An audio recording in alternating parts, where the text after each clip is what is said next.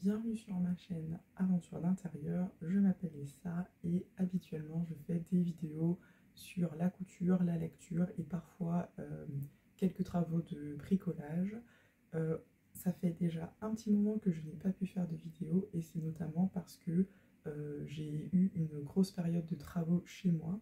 Donc je ne peux plus avoir accès à ma machine à coudre. Et donc j'avais envie de faire une vidéo dédiée au thème des travaux et en particulier des travaux d'isolation thermique.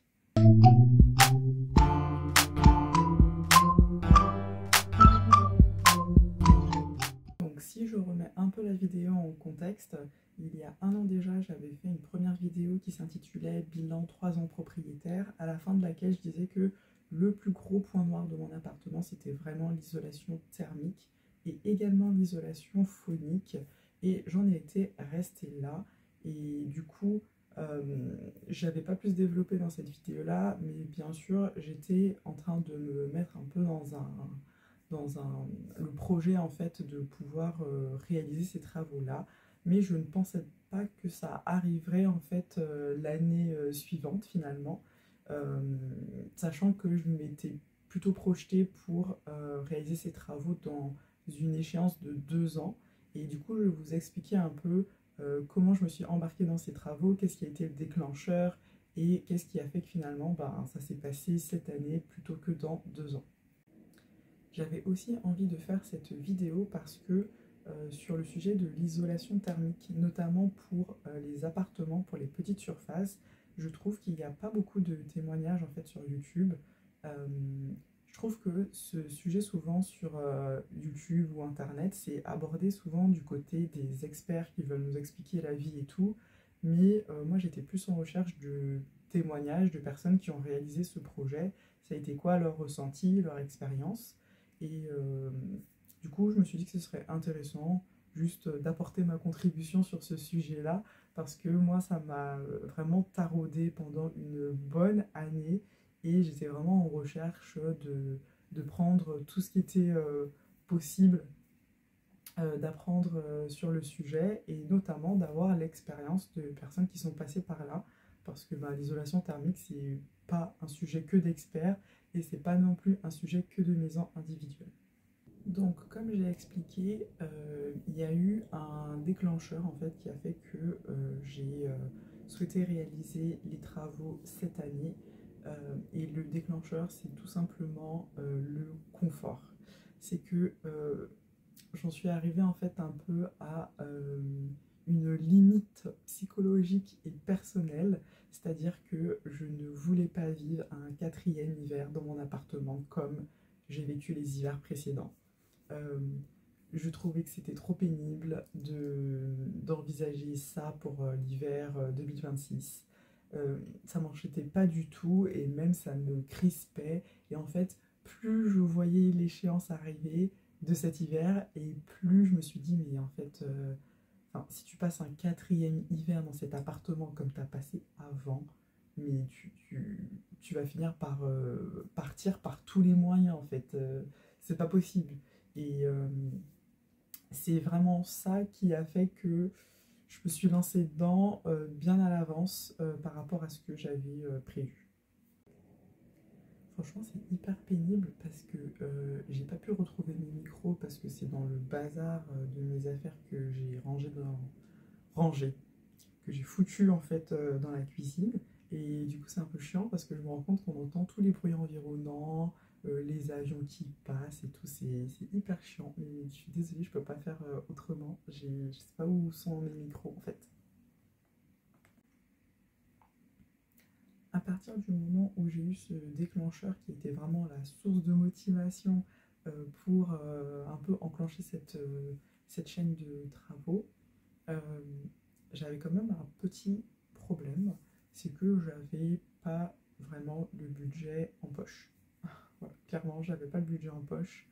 Euh, J'avais déjà fait réaliser un devis par un artisan qui m'avait donné une idée de l'ampleur de la tâche, on va dire, et de l'argent qu'il fallait pour réaliser ces travaux. Mais ça change rien au fait que je n'avais pas le budget. Voilà. Et donc, ce qui a vraiment rendu tout ça possible, on va pas se mentir, c'est que j'ai contacté une entreprise spécialisée dans le domaine et en fait, à partir du moment où j'ai contacté cette entreprise-là, ça m'a vraiment ouvert le champ des possibles. Vraiment. Euh, Déjà, la première chose qu'il faut savoir, c'est que je n'avais aucune intention de passer par les dispositifs de financement de l'État. Donc, ma prime rénov, voilà. Déjà, je trouvais que ça avait l'air assez compliqué, assez long, et en plus, je savais que je n'aurais pas forcément le maximum des subventions. Donc, pour moi, c'était pas question de passer par ça. Voilà, je me disais que ça allait plus me faire perdre du temps qu'autre chose. Voilà. Euh, Deuxièmement, au début, je voulais, comme je n'aspirais pas à avoir de subvention, je me disais que je n'avais pas non plus forcément besoin de passer par des artisans certifiés RGE, parce que j'avais des a priori comme quoi peut-être ces artisans, du coup, comme ils avaient cette certification, ils seraient plus chers, ou alors que ils seraient complètement bookés et que donc bah, dans un peu les délais dans lesquels j'étais en train de faire ma recherche pour les travaux, que ça allait pas rentrer dans leur calendrier. Donc j'avais pas mal d'a priori en fait par rapport à ça. Et au final, c'était pas une bonne décision. Je m'étais un peu enfermée dans un truc où en fait, à partir du moment où j'ai contacté cette entreprise spécialisée, ça m'a vraiment bah, montré que je pouvais accéder à cette opportunité très rapidement. Donc l'entreprise, je la mettrai en barre d'information si ça intéresse, si ça vous intéresse.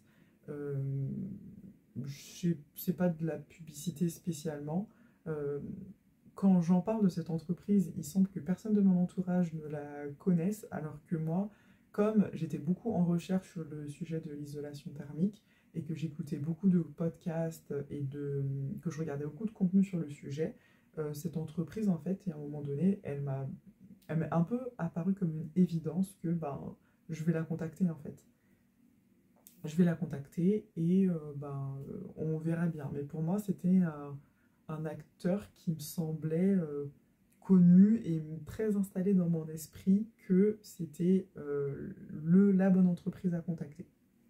Ensuite, si je continue sur le déroulement des enchaînements, je contacte cette entreprise spécialisée. Cette entreprise me propose deux prestataires. Euh, Ces deux prestataires passent me faire un devis. euh, et après, je me positionne sur l'un des devis.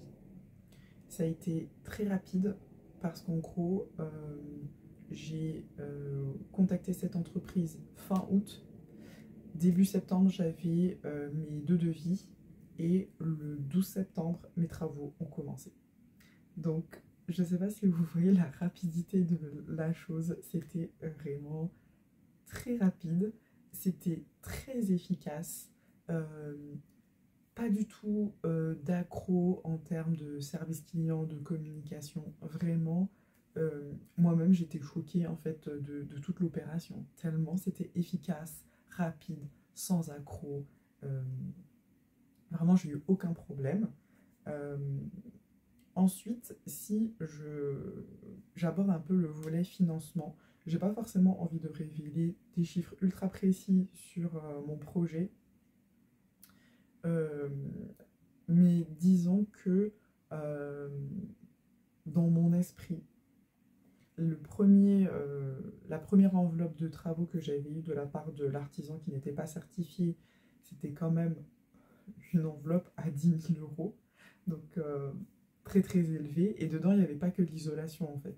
J'avais demandé aussi d'autres types de travaux que je me suis dit que c'était sympa de faire à la même occasion. Donc l'enveloppe de 10 000 euros, c'était pas que pour de l'isolation pure. Mais voilà, j'avais prévu ça. Euh, Sauf que bah, j'avais pas 10 000 euros. Enfin, j'avais pas 10 000 euros en fait. Et il va se passer plusieurs choses qui va faire que finalement, je vais réussir à financer mon projet.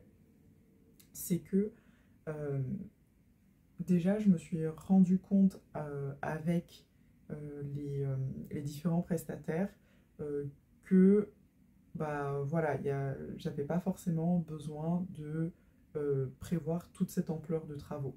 Dans le sens où moi je voulais isoler en fait mes deux pièces de vie, donc mon séjour et ma chambre, et aussi ma cuisine. Sachant que la cuisine, il y avait une difficulté technique qui est que le mur que j'avais besoin d'isoler, c'est le mur où en fait j'ai tous mes meubles de cuisine. Donc il fallait démonter tous les meubles de cuisine, euh, possiblement faire de la plomberie, remettre tout ça. Donc en fait, c'était très compliqué et les deux prestataires qui sont venus, ils m'ont dit franchement c'est compliqué, on ne voudra pas trop le faire en fait. Même s'il y en a un quand même qui me l'a chiffré parce que j'ai insisté. Mais voilà, j'ai un des prestataires qui clairement il me l'a dit non, on ne le fait pas. Donc du coup, ben, forcément, ne pas faire la cuisine, ça réduit l'ampleur des travaux et ça réduit du coup l'enveloppe des travaux. Le... Donc du coup, ça a rendu en fait tout ça déjà, voilà, un peu... voilà, on a baissé déjà en termes de budget. Ensuite, le deuxième élément qui a fait que j'ai pu financer le projet, c'est que paradoxalement, euh, le fait que les artisans soient certifiés RGE, ça me donnait la possibilité de débloquer en fait mon plan d'épargne entreprise. Moi, je ne le savais pas parce qu'en fait, historiquement, le plan d'épargne entreprise, on peut le débloquer que à certaines conditions, pour par exemple l'achat d'un domicile ou à l'occasion d'un mariage, ou alors vraiment un changement de situation voilà, hyper drastique, genre une mutation très très loin. Et en fait, je ne savais pas que maintenant, en condition de déblocage et plan d'épargne entreprise, eh bien, il y a la possibilité de débloquer l'argent pour réaliser un projet de rénovation énergétique. Et donc, la condition pour ce déblocage-là, c'est qu'il faut absolument que l'artisan soit certifié RGE. Et donc, du coup, ça a été un critère très très important quand même, euh, parce que d'un coup, en gros, en termes de revenus disponibles, moi j'avais euh, que la moitié de la somme, je pouvais réunir que la moitié de la somme finale, en gros, et le fait que ben, je pouvais faire ce déblocage, finalement, ça m'a donné la somme pour financer tout mon projet. Euh, voilà, donc il y avait cet élément-là. Le troisième élément aussi qui a fait que ben, ça a encore réduit l'enveloppe de travaux, c'est que tout simplement, ben, euh, tous les travaux annexes qui n'étaient pas de l'isolation, bah, du coup, je les ai pas faits, tout simplement. Je les ai pas faits. Euh, et donc, par exemple, je souhaitais refaire mes plafonds. Bah, du coup, je les ai pas fait avec les prestataires. Donc, en fait, il y a eu le fait que bah, j'ai réduit l'ampleur de mes travaux, d'un côté, et en même temps, le fait que ce soit des artisans certifiés, ça m'a permis de débloquer mon plan d'épargne entreprise. Bah, au final, j'ai réussi à réunir la somme pour tout financer. Donc c'est pour ça que ça a été possible aussi rapidement cette année en fait. Du coup, la prestation finale que j'ai validée en fait avec l'un des prestataires certifiés RGE, c'est en gros l'isolation uniquement des murs qui donnent vers l'extérieur de mes deux pièces de vie, donc mon séjour et ma chambre, pour une surface de 28 mètres carrés. La prestation, elle comprend l'installation de la structure métallique, donc tout ce qui est montant, pardon, pour après mettre le placo dessus. La laine de verre, c'est l'isolant le moins cher et j'avais pas à tergiverser. Euh, Ensuite, bah, le placo, c'est des plaques de BA13. et aussi la prestation d'enduit et de peinture. Euh, Franchement, heureusement que j'ai accepté de prendre l'enduit et la peinture. Euh, Parce qu'au début, quand j'ai fait le devis, j'avais dit que je ferais moi-même en fait la peinture. Et franchement, Dieu merci que j'ai pas accepté de le faire. Dieu merci. Bref, euh, au final, j'ai réussi à avoir la somme pour réaliser ce projet qui a quand même été bien revu quand même à la baisse en termes d'ampleur de travaux. Je trouve que pour une surface de 28 mètres carrés isolée, ce que j'ai payé, ça m'a quand même paru onéreux. Mais j'ai quand même pas le sentiment de m'être fait flouer parce qu'en réalité, j'avais 3 références de prix, donc 2 qui venaient des prestataires RGE qui m'ont été proposés par l'entreprise spécialisée et une référence de prix que j'ai fait réaliser par un artisan qui n'était pas certifié RGE. Et en réalité, tout ça était très équivalent en fait. Euh, L'artisan qui n'était pas certifié n'était pas du tout moins cher que les prestataires certifiés RGE. Tout ça, tout ça a été assez équivalent et c'était plutôt finalement les prix du marché vu que j'avais quand même 3 références de prix. Donc même si j'ai trouvé que objectivement j'ai trouvé que c'était onéreux, mais j'ai envie de dire pour ma poche en fait, euh, je n'ai pas eu le sentiment de m'être fait avoir par rapport à ce que j'ai payé. J'ai juste aussi oublié de mentionner le fait que j'ai dû aussi faire appel à le chauffagiste de mon immeuble parce qu'en fait je suis en chauffage collectif et donc du coup forcément il fallait enlever les radiateurs pour permettre l'isolation des murs et ensuite les remettre. Donc j'avais aussi une poche une enveloppe en fait pour ça et tout ça rentrait dans le financement total en fait. Maintenant, si on parle du déroulement des travaux à proprement parler, euh, honnêtement, moi j'étais ultra satisfaite de comment ça s'est passé. Donc comme je le disais, tout ça s'est enclenché en moins d'un mois, c'est-à-dire je contactais l'entreprise spécialisée en août.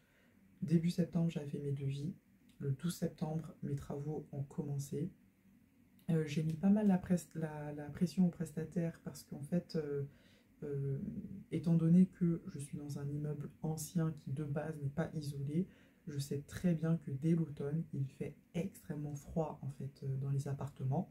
Et du coup, il fallait absolument que mes travaux démarrent avant le rallumage du chauffage collectif. Et du coup, ça a été pris en compte en termes de contraintes. Donc ça, c'était vraiment très bien. Euh, Ensuite, moi, j'ai fait le choix de vraiment vider complètement les 2 pièces de vie euh, là où les artisans sont intervenus. Donc voilà, j'ai j'ai tout vidé. Du coup, ce qui fait que je ne pouvais pas résider sur place. Donc moi, je suis retournée vivre chez mes parents pendant un petit mois et demi, en fait. Mais les travaux en eux-mêmes, ils se sont étalés sur un mois et j'ai eu 4 interventions. Donc j'ai eu une première intervention pour la pose de l'isolation en elle-même avec le placo. Donc là, j'ai eu 2 interventions et ensuite j'ai eu 2 autres interventions pour l'enduit et la peinture. Donc voilà, moi entre-temps, je passais très régulièrement à l'appartement et sur les 4 interventions, j'ai télétravaillé sur place pendant 3 interventions. Euh, voilà, ça s'est très bien passé, j'ai eu aucun problème, vraiment. Euh, Bizarrement, là où j'ai plus de difficultés, c'était avec mon chauffagiste. qui m'a franchement fait perdre pas mal de temps euh, et je ne pensais pas. Mais sinon, avec l'entreprise qui a réalisé les travaux, euh, voilà, ça sentait qu'on était vraiment dans une façon de travailler très rodée. Euh, Après, ça ne veut pas dire que j'ai pas eu d'attente. Ben, en fait, chaque semaine, ils font des plannings. Et forcément, moi, je suis une cliente qui est arrivée fin août. Donc, je ne pouvais pas m'attendre à ce qu'ils me bloquent forcément toutes mes interventions à la suite. Mais honnêtement, ça m'a pas du tout dérangée. J'étais déjà ultra contente de pouvoir commencer les travaux aussitôt et que tout ça se tienne dans un délai de 1 mois. euh, J'étais très satisfaite. Euh, Qu'est-ce que je pourrais rajouter? Franchement, c'est tout, hein. Et après, le truc, c'est qu'une fois que tout a été terminé, j'ai galéré un peu avec le chauffagiste, c'est pour ça que ça m'a mis en fait 1 mois et demi à pouvoir revenir chez moi, parce que j'ai galéré un peu pour qu'on me réinstalle après mes radiateurs. Mais sinon, en termes de déroulement des travaux, rien à dire. Il y a quand même un élément que je voudrais ajouter qui a grandement participé au fait que ça s'est bien passé. C'est que, parce que l'appartement, je l'ai déjà fait rénover une première fois et j'étais en direct avec plusieurs artisans. Et avec tous les artisans avec qui j'étais en direct, ça s'est pas bien passé.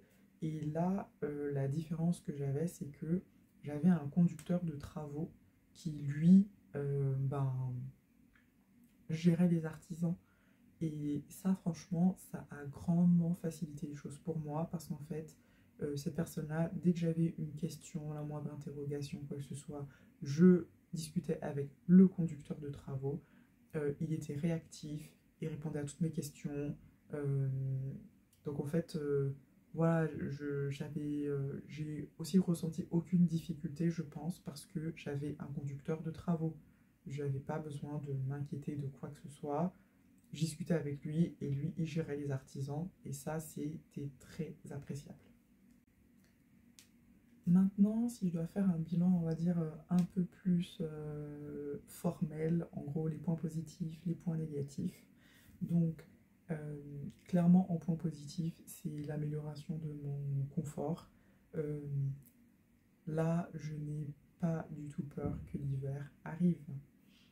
Je suis prête à l'affronter parce que de toute façon, je sais que voilà, je vais être confortable chez moi.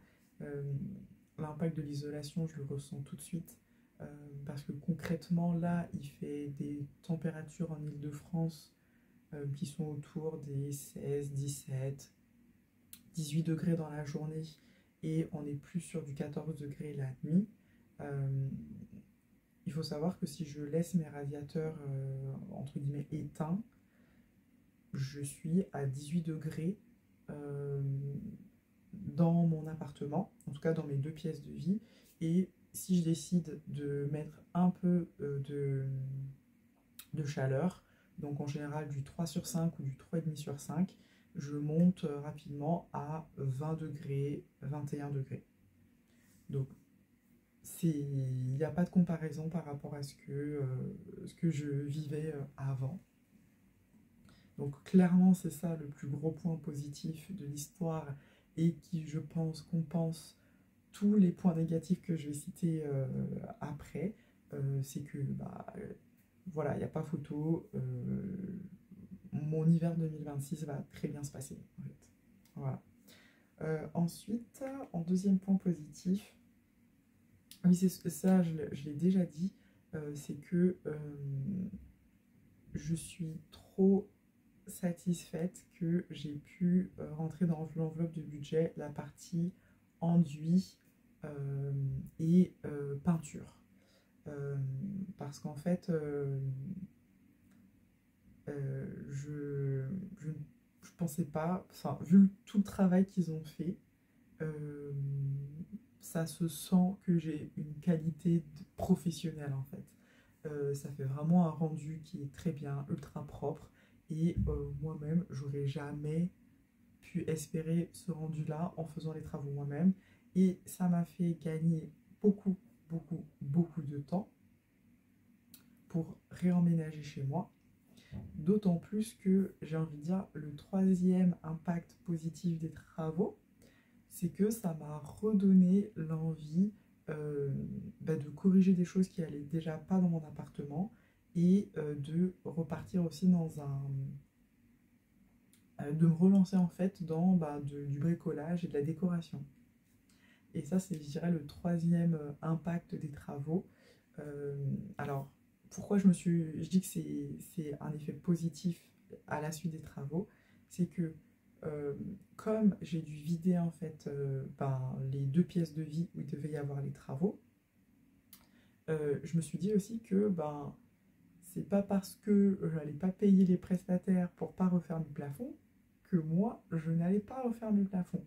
Euh, donc pour voilà, être en mode économie, j'ai décidé moi-même de refaire mes plafonds. Mais si j'avais laissé plein de meubles et tout, je l'aurais jamais fait. C'est le fait que j'avais ces travaux-là, que j'ai dû vider toutes mes pièces, que je me suis dit que c'était le bon moment pour refaire mes plafonds. Donc je parlerai ensuite des travaux du reste des travaux, de tous les travaux en fait que je vais faire à la suite de l'isolation. Et vraiment, je le prends comme un point positif parce que ça m'a relancé vraiment dans voilà, une envie de bricoler, de faire de la déco et de m'investir dans mon appart, ce que j'avais pas finalement fait euh, sur le début de l'année 2025 en fait. Voilà, donc là c'est la partie des points très positifs et qui compense vraiment très largement les points négatifs que je vais évoquer. Maintenant, si je viens sur, pour moi, les points assez négatifs de l'opération liés en fait, aux travaux, le premier point négatif qui, moi, il m'est apparu comme le plus flagrant, c'est en fait le poids pardon, de la norme et de la conformité. Donc moi, voilà, j'ai un petit appartement, c'est un 2 pièces, il fait 43 mètres carrés et j'avais notamment, je flippais un peu de perdre trop de surface. Et en fait, les 2 artisans, quand ils sont arrivés, ils m'ont dit, en fait, madame, c'est pas compliqué, nous, c'est 13 centimètres et on fera pas moins, on fera pas plus. Euh, Parce qu'en fait, c'est ça la norme.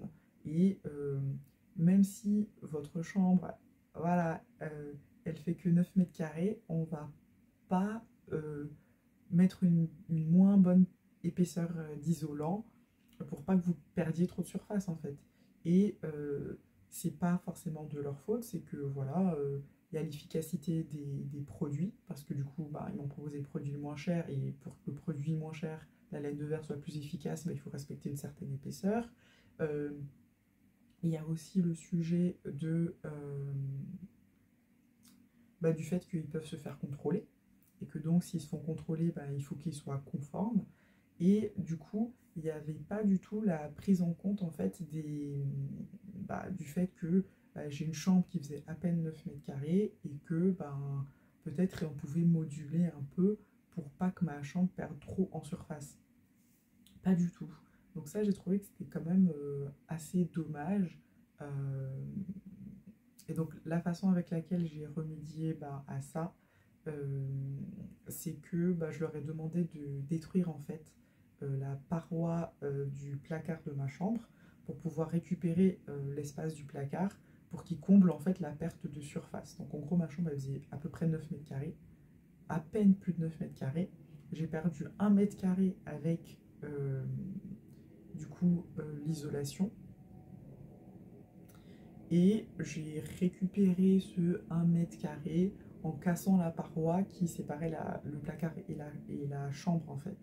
Mais si j'avais pas du tout cette possibilité-là, en fait, j'aurais eu en gros une pièce de vie en moins si jamais je voulais revendre ou même louer l'appartement. Donc ça, j'ai trouvé que c'était l'aspect le plus dommage de pas pouvoir moduler en fait ce type de travaux par rapport à l'espace. Alors, bien entendu, j'aurais pu payer encore beaucoup plus cher un isolant performant mais mince, mais voilà, c'était pas dans mon budget en fait. Donc ça, j'ai trouvé que c'était assez dommage. Euh, le deuxième point que j'ai trouvé assez dommage, je regarde. Alors oui, ouais, ça c'est ultra dommage, mais c'est pas lié aux travaux en eux-mêmes. C'est juste que l'impact des travaux sur ma propre facture énergétique va être très très limitée parce que je suis dans une copropriété qui ne souhaite pas individualiser les frais de chauffage. C'est-à-dire que travaux ou pas travaux, moi je paye une part de la consommation de la copropriété. Donc en fait, l'impact de mes travaux, ça va être très très réduit en fait sur mes frais de chauffage. Donc ça, je trouve ça vraiment très dommage, mais c'est pas du fait des travaux en eux-mêmes, c'est du fait de l'immeuble dans lequel je vis. Euh, Ça va quand même me permettre de faire baisser ma facture d'électricité parce que en hiver, j'utilisais quand même beaucoup mon chauffage d'appoint, qui se branche sur prise. Donc là, ça va aider. Mais bon, au final, en termes d'économie et de rentabilité, voilà, je trouve que je ne vais pas vraiment amortir en fait euh, l'argent que j'ai mis dans les travaux. Et pour continuer sur cette note-là qui est un peu plus économique, euh, je vois pas non plus le gain économique de l'opération. Parce que j'ai dépensé des sous pour réaliser les travaux. J'ai perdu en tout 2 mètres carrés. Donc 2 mètres carrés, le prix moyen du mètre carré dans ma ville, c'est 3 700 €. Donc j'ai perdu 2 mètres carrés. Et derrière, bon, je ne sais pas encore c'est quoi l'impact des travaux sur mon diagnostic de performance énergétique. Je ne sais pas si j'ai même gagné une lettre. Je ne sais pas si j'ai gagné 2 lettres. Euh, une lettre, c'est possible, mais 2 lettres, j'en doute fort, honnêtement. Sauf que le fait que ça améliore mon DPE, c'est pas pour autant que ça va amener une valorisation financière. Parce qu'en fait, l'amélioration de mon DPE, elle permet juste de ne pas être déclassée par rapport aux autres logements du marché. Donc, par exemple, mon DPE précédent, c'était une lettre F, donc j'étais classée passoire énergétique. Là, peut-être que je vais passer à E. Voilà, si je passe à E, ça va juste retarder l'échéance d'une interdiction à vendre ou à louer. Mais c'est pas pour autant que ça va me permettre de compenser tout l'argent que j'ai mis dans les travaux et l'argent des mètres carrés que j'ai perdu. Je sais pas si vous suivez le raisonnement. Et donc du coup, je trouve que économiquement, il n'y a aucun intérêt en fait. Vraiment, aucun intérêt.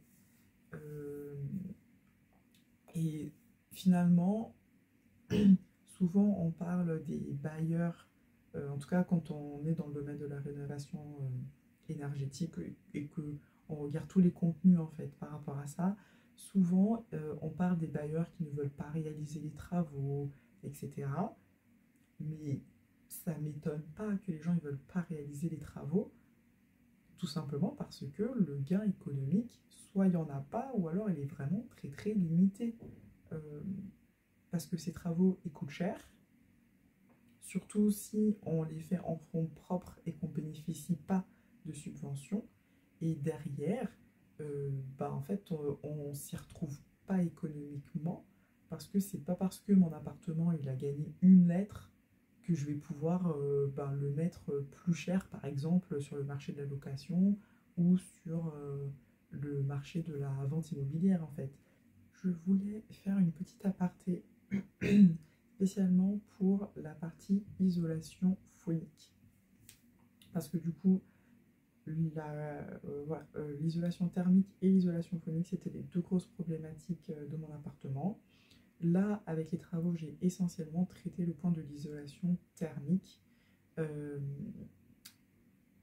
si je voulais aussi gérer la partie isolation phonique, bien entendu, il fallait que je mette encore plus d'argent parce que la laine de verre, c'est l'isolant le moins cher, mais c'est pas celui qui phoniquement est le plus performant. Euh, voilà, comme j'ai dit, le budget était déjà une problématique. C'était déjà inespéré que j'arrive à faire ces travaux-là.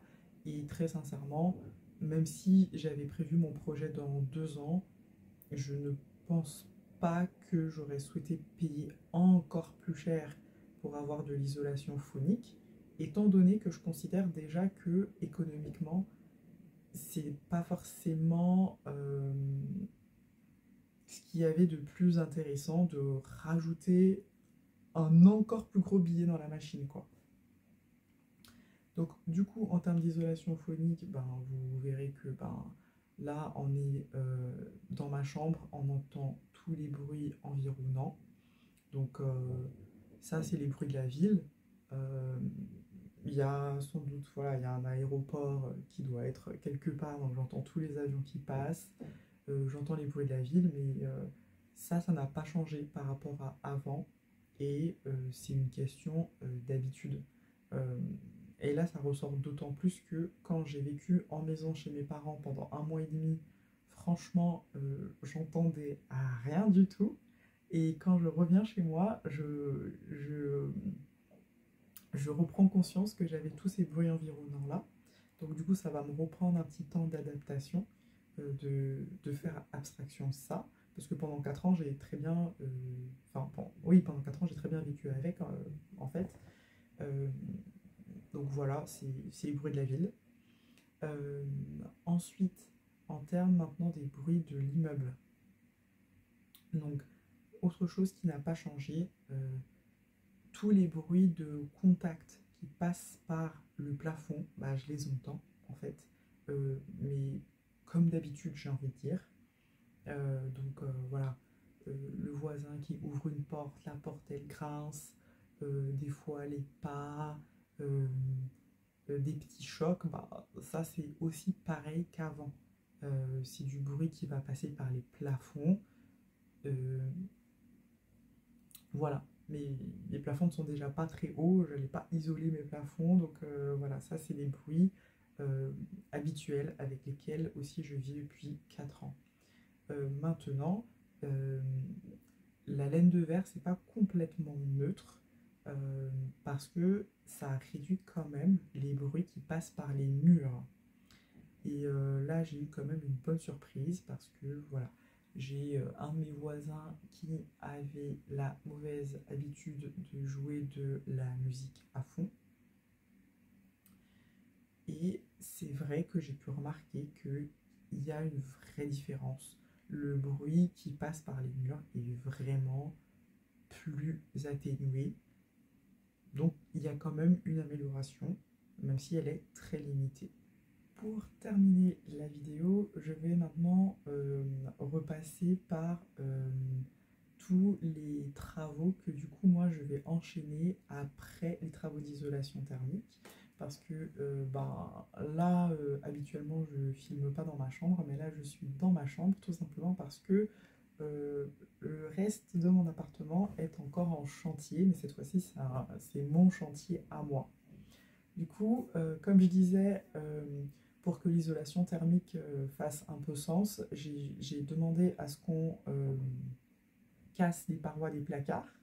Donc, du coup, ça, c'est des travaux après que moi j'ai fait, dans le sens où je leur ai pas demandé de reboucher les trous qui restaient après avoir cassé les parois. Donc,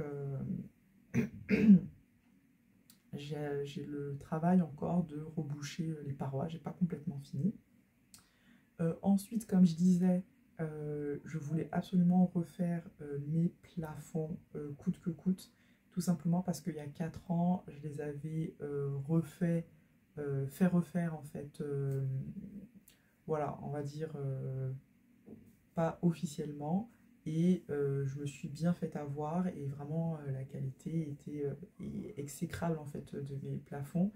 Et on va dire qu'au bout de 4 ans, c'est bon en fait. J'ai le droit de vouloir avoir des plafonds à peu près corrects. Euh, et je dis bien à peu près corrects parce que du coup, pour une question de budget, bah, c'est moi qui ai décidé de les refaire moi-même. Donc j'ai déjà fait celui de ma chambre. Voilà. Et je suis en train de faire celui de mon salon. Donc je n'ai pas fini. Donc ça, c'est voilà, c'est plus du bricolage, en vrai, c'est des gros travaux. Ensuite, l'autre sujet, c'est que bah, les prestataires, ils ont fait l'enduit et la peinture uniquement de, du placo. Mais du coup, ils n'ont pas touché les anciens murs qui n'ont pas été isolés. Donc du coup, ça fait que j'avais une peinture où j'ai une peinture qui a 4 ans en face d'une peinture qui est toute fraîche. Donc du coup, j'ai décidé aussi de refaire la peinture, bah, les anciennes peintures en fait tout simplement, de les refaire. Donc là dans ma chambre, j'ai peint déjà euh, les anciens murs en fait. Euh, donc là ici en vert sauge, bah, justement pour voilà, éviter que j'ai une peinture jaunie en face d'une peinture toute blanche quoi. Donc là j'ai fait dans ma chambre, mais j'ai pas encore fait non plus le salon. Ensuite, euh, quel autre travaux je dois faire? Je dois, ben, je dois un peu réagir mon espace parce qu'en fait, maintenant l'organisation, du coup, comment dire, j'ai plus assez de rangement. J'ai plus assez de rangement, donc du coup, il faut que à la place de mon ancienne bibliothèque qui était dans mon salon, qui constitue un peu le décor de mes précédentes vidéos, bah, finalement, je vais le refermer pour pouvoir mettre en fait le maximum de rangement à l'intérieur. Voilà. Euh, je regarde encore la petite liste parce que je m'étais écrite quand même une petite liste. Alors oui, du coup, j'ai des finitions que je voudrais rajouter. Euh, donc, je dois poser mes plaintes parce que du coup, c'était pas prévu dans la prestation. Je dois poser les peintes des murs qui ont été isolés. J'ai décidé aussi de mettre des moulures pour finir en fait les hauts de mes murs. Parce que du coup, j'ai décidé de mettre plus de couleurs et pas de rester que sur du blanc. Voilà. Euh, Un autre projet qui pour moi était important, c'est que je suis obligée un peu de reconfigurer comment je positionne mes meubles, et notamment dans mon salon, je vais changer mon canapé de place et je vais intervertir en fait l'emplacement de mon meuble télé et de mon canapé. Mais du coup, mon canapé, il va être sur un mur qui il donne pas vers l'extérieur, il donne vers l'intérieur de l'immeuble, mais sur des locaux non chauffés. Ça fait que ce mur-là, c'est quand même une paroi froide. Donc là, j'ai déjà euh, posé en fait un revêtement de support A9 que j'avais déjà utilisé précédemment dans ma chambre, qui est en fait un papier peint ouaté qui va me permettre de casser l'effet paroi froide, de mettre aussi un petit peu d'isolation phonique. Et donc du coup, ça c'est un revêtement, j'ai envie de dire, technique qu'il faut que je recouvre, soit avec de la peinture ou du papier peint. Et là, en l'occurrence, j'ai choisi du papier peint. Voilà. Euh, Ensuite, par la même occasion, je vais, comme je vais redonner la fonction de placard à mon, à mon ancienne bibliothèque, que je vais la fermer, bah, il va falloir du coup que je réduise la taille de ma table de bureau slash couture, parce que du coup elle devient trop grande. Donc je vais la réduire, je pense, de quelques centimètres. Donc je vais devoir voilà, couper. Euh, je me suis dit du coup aussi que j'allais la repeindre parce que je l'avais accordée avec ma bibliothèque en peignant un liseré bleu. Sauf que bah, comme il n'y aura plus la bibliothèque avec le liseré bleu, bah, j'aimerais bien la repeindre pour qu'elle soit un peu plus dans le ton de l'espace un peu changé, quoi. Ensuite, j'ai des idées aussi de projets, parce que là, comme vous voyez, ben, je suis dans mon lit, j'ai pas de tête de lit, et en fait, comme j'ai perdu de l'espace dans ma chambre, mon ancien lit était devenu beaucoup trop grand, et du coup, je l'ai changé. J'ai juste racheté un sommier qui fait pile poil les mesures de mon matelas, et j'ai pas osé acheter de tête de lit de peur que ça prenne trop d'espace. Donc j'aimerais carrément m'en fabriquer une sur mesure, donc moi-même.